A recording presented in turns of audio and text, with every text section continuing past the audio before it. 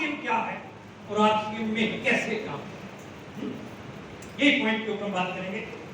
पहले बात करते हैं भाई एमएलएम क्या है। एमएलएम कई लोग एलएमएल बोलते हैं, एलएमएल कर एलएमएल वेस्पा पूरा पता पहले अभी पता नहीं आ रहा है। एमएलएम क्या है। एमएलएम अगर ये पहली स्लाइड ये स्क्रीन दिखाई दे रही है आपको, यस इसको साफ कर सकते हो आप थोड़ा सा क्लियर हो सकती है,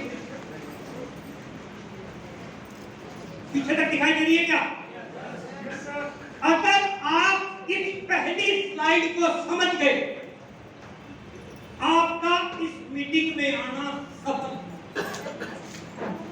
कोई बात आपको समझ में आई है या नहीं आई, आप इस बात को समझ लेना ESBI के कंसेप्ट को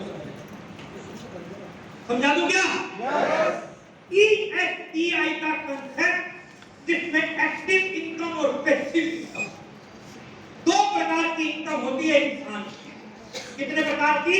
दो प्रकार, एक्टिव और पैसिव। ESBI ES एक अलग कंसेप्ट है, BI एक अलग कंसेप्ट है। इस बोर्ड में बैठे हुए 99% लोग E और S कैटेगरी में। कौन सी कैटेगरी में? यस E और S category. Employ, self employ, नौकरी पेशा लोग, दुकानदार लोग, बिजनेसमैन, पेट्रोल पंप के मालिक, सिनेमा हॉल के मालिक, अब ये बड़े बड़े फैक्ट्रियों के मालिक, सब कौन से में आते हैं साहब? E और S कैटेगरी। फॉलो कर पा रहे हो मेरी बात को? यस। कौन सी कैटेगरी में आते हैं? E और S। दूसरा कंसेप्ट क्या है? B और I, बिजनेस ओनर, इन्वेस्टर, इसमें 100 करोड़, 150 करोड़, 200 करोड़, 500 करोड़ के मामले हैं ये सारे। फॉलो कर पा रहे मेरी बात को सर? E और S कैटेगरी में यानी हमारे साथ आपके साथ ज्यादातर क्या होता है, जिस भी काम को आप कर रहे हो उसमें हार्ड वर्क करना होता है कि नहीं? बड़ी मेहनत करनी पड़ती है। बोलो आगरा, बोल आगरा, बड़ी मेहनत है कि नहीं है? बोलते क्यों नहीं आप? आज नहीं बोलोगे मामला टिप्पी को रोने वाला। हार्ड वर्क है कि नहीं है sir? Yes. Number 2, no security. एक दुकानदार, एक नौकरी पेशा सुबह जाता है घर से टिफिन लेके, शाम को पता नहीं वापस आएगा कि नहीं आएगा। उसकी वजह से जो 30,000 50,000 आ रहा था क्या वो रहेगा? हाँ जी, नो सिक्योरिटी, नॉट टाइम, समय है ही नहीं। ईमानदारी से दिल पे हाथ रख के बोलना, क्या आप अपनी खुद की पत्नी के साथ 10 दिन के लिए शिमला जा सकते हो? नहीं जा। क्यों? क्योंकि समय नहीं है। लार्ज डेट, अनसफिशिएंट फंड, पैसा नहीं, स्ट्रेस है दुनिया में। चिंता और चिता दोनों शब्दों को डायरी में लिखो। चिंता, चिता, चिंता और चिता दोनों लिख लिया आपने। अब चिंता वाली बिंदी हटा दो, क्या बना? आप समझ में आ रही है मेरी? मतलब हम किस पॉइंट के ऊपर बात करें उस पॉइंट को पकड़ने की कोशिश करो। हम स्ट्रेस में इतना ज्यादा घुसते जा रहे हैं, क्यों? क्योंकि हम एक्टिव इनकम बना रहे हैं। एक्टिव इनकम क्या होती है? काम किया तो पैसा आया, काम बंद तो पैसा। खेती में, नौकरी में, व्यापार में, हर चीज में यही हालात है। काम बंद तो पैसा बंद। हालात खस्ता हो गए साहब। लॉकडाउन के अंदर बहुत सारे लोग, आपने देखा 40 करोड़ लोगों की नौकरियां चली गई, ये हो गया, वो हो गया। हालात कितने खस्ता थे, आपने देखा सर? तो 1.5-2 साल का लॉकडाउन था। उस परिवार के लॉकडाउन को देखो जो मेन मुखिया कमाने वाला था और वही चला गया, उसके तो सारी उम्र का लॉकडाउन करते। बात फॉलो कर पा रहे हो क्या? अगर हमें, अब मैं आपको राज की बात बताता हूं। ये बैठे आपके बीच में लेक्चरर साहब 1.25 लाख रुपए महीना कमा रहे हैं, उसके बावजूद भी ये आपकी को क्यों कर रहे हैं? What is the reason? Check कीजिएगा आप। क्यों? क्योंकि ये पैसिव इनकम इनकम में आना चाहते हैं। कौन सी इनकम में? पैसिव इनकम में जो लोग हैं उन्होंने क्या बना रखा है? नेटवर्क। क्या बना रखा है? नेटवर्क। टाटा के पास क्या है? नेटवर्क। बाटा के पास क्या है? अरे बोलो आगरा।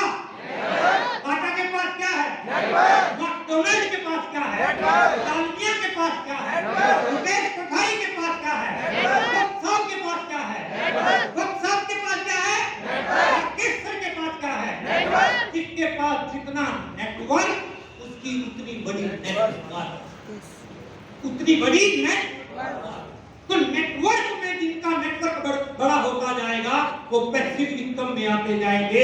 इजी वर्क है, स्टेबिलिटी है, स्पेयर टाइम है, कोई करते बदे पैसे को लेके चैलेंज है ही नहीं, स्ट्रेस नाम की चीज ही नहीं, टेंशन है ही नहीं। तो आप सब आगरा वालों को मैं बोल रहा हूँ, पति और पत्नी दोनों लोग मार्केट में शॉपिंग करने जा रहे हैं, ईमानदारी से बताना चेहरे पे मुस्कुराहट किसके होती है?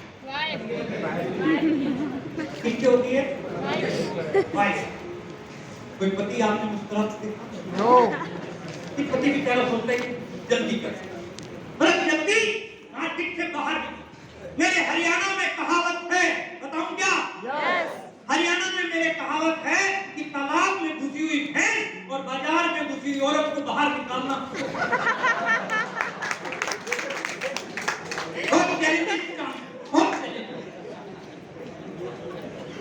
लेकिन यदि बाजार में आपको पति और पत्नी दोनों मुस्कुराते हुए दिखाई दे तो समझ जाना कि आज फिर के ब्रांड स्टार ब्रांड होंगे। समझ जाना कि आज फिर के ब्रांड स्टार ब्रांड होंगे, क्योंकि यहाँ पैसे का चैलेंज कोई है, टाइम का कोई चैलेंज नहीं।